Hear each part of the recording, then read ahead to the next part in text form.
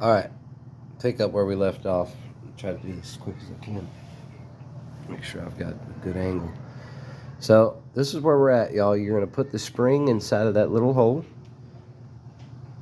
and then you're gonna get your new hinge and needle, and you're gonna put them like this. That little part of the hinge holds the needle. I just dropped it. And you're gonna rest it inside the carb, just like how you had it. The needle goes in the hole. Oops, I'm dropping it.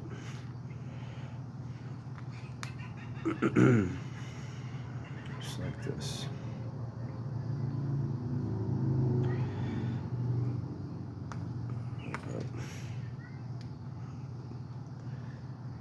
Hinge through the hole. Get it down in there just like this. Slide that little hinge over. Make sure that little nipple part is sticking right in the top of the spring, just like that. All right, now you're gonna take this, the screw that holds that hinge down, you're gonna put that back in, and you want to tighten it down. You don't want to tighten it so much that that hinge don't move anymore, though. So you got to be careful. You want it down there just enough to where it's holding the hinge in place, and then you test it. You go like this, and you want to see that needle going up and down, just like that. That's what you want. Now, this is important. A lot of people don't do this right. The gasket goes on first. You're going to line your gasket up just like this. Then you're going to get your new diaphragm, and just like how you stuck the needle in the fork of that hinge, you're going to do the same thing on the diaphragm. It slides in on the other side like this. If you can see it on camera, you're going to slide that part right into the hinge and line it up where the screws are, the little thing that hold it in place, just like that. Then you're going to get the back of it, pop it on like this,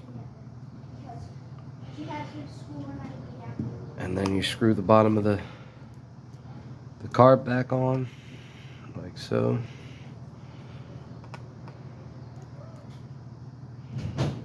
Screws in. Just like that. I love you. I'll be back shortly. Love you too. Have fun. Just tighten these in.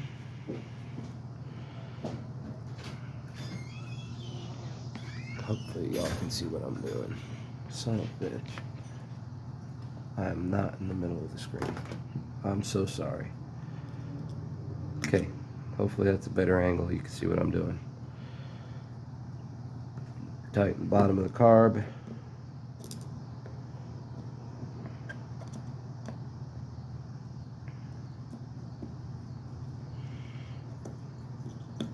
But yeah, that's pretty much it.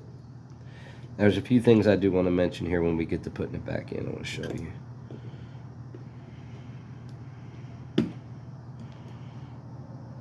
Now,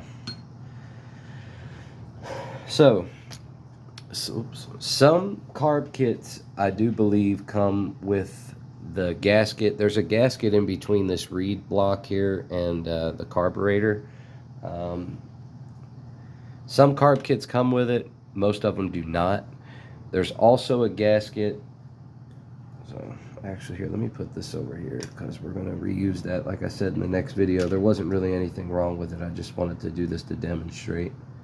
I'll reuse that carb kit. There's nothing wrong with it. Okay, getting it back in, the gasket I'm talking about. So as you can see, there is a gasket right here that goes on the intake, the outside of the intake, and most carb kits do not come with it. You'll have to get it separate. And also the reed gasket, it'll look like this. This is your reed gasket here, and then this is a new intake gasket. Sometimes when you take these carbs out, these will rip and tear. If they do, you know, you're gonna have to get a new one of these. Old Saw Shop sells them. They're great quality, and they're cheap. So that now, getting the carburetor back in. All right, you got, if you have to replace the gasket, get that lined up on there. And you're basically going to do the same exact thing that you did last time. Oh wait, really quick, on the opposite side, that smaller gasket, I am going to put a new one of those in here. Mine was a little wonky. I do not need to replace the intake gasket. As you can see, mine's still intact, it's on there, but I am going to replace this reed gasket, which goes right here in the back of the carb, just like that. Pop that little gasket right in there, little cork gasket goes right in here, like so. Now you're going to take your reed and you're going to put it down in here like that. Pop that in there first, and you're basically going to work this thing back in the same way we took it out.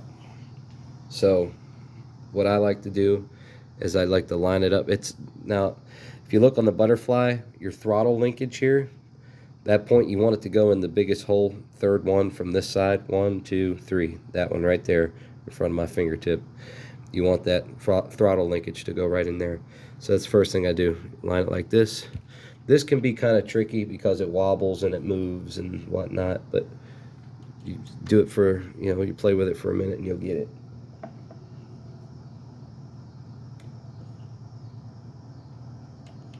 Just like that. And then you're going to pop the jets back in that grommet right there and slowly press them in, just like that. And everything will fall right into place like that. So now your carb is in. As you can see, it's just like that. And now you're going to take the screws you took out earlier and you're going to put them back in, just like that. Like I said earlier, the bottom one can be a little tricky, but yeah. And guys, that's it right there. Obviously, you know, once you tighten these screws in, tighten them up as best as you can. Then you're going to replace the idle screw, which goes through this hole down here.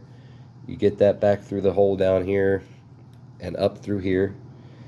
And then you just reattach your choke lever, put your fuel line back on, and then obviously you're going to have to tune the carb. That'll be a full turn out, a full turn and a quarter. You know, every carb is different, so you'll have to retune it, and then, you know, you're done after that. You're good to go. So that's really all there is to it, man. To replace your carb.